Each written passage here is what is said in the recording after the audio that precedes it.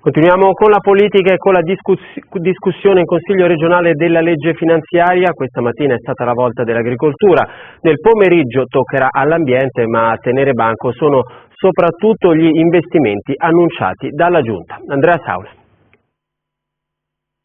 Proseguono i lavori in Consiglio regionale per l'approvazione della legge di bilancio. La mattinata è stata dedicata agli emendamenti portati da maggioranza e opposizioni all'articolo 3 sulle risorse agroalimentari, forestali, ittiche e della montagna, con la discussione che si è protratta su questioni tecniche inerenti aiuti e finanziamenti alle imprese agricole nel piano post-pandemico. La maggior parte degli emendamenti è stata ritirata. Il Partito Democratico ha chiesto di investire nell'agroindustria green. L'assessore Zannier ha però replicato che il settore non rientra in quello agricolo.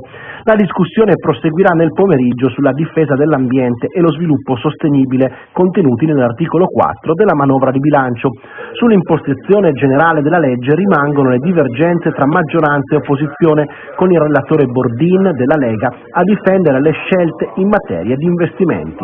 Sicuramente i 354 milioni destinati a investimenti pubblici sul territorio, che si aggiungono agli 132 milioni già previsti per la concertazione delle autonomie locali, in sostanza circa 500 milioni destinati ad investimenti che consentiranno di sostenere la ripresa economica e naturalmente favorire anche occasioni di nuove opportunità di lavoro. Approccio che contrasta con quello di Patto per l'Autonomia, che con Morettuzzo ribadisce le perplessità del centro-sinistra sulla questione indebitamento senza prevedere investimenti privati. Facciamo 300 milioni di nuovi debiti senza una visione di investimento chiara. Non ci sono provvedimenti che prevedono moltiplicazione di investimenti privati, di attivazione di risorse delle imprese, soprattutto manca una visione necessaria verso una transizione ecologica, anche verso un modello di sviluppo più sostenibile come richiesto anche dall'Unione Europea del nostro territorio.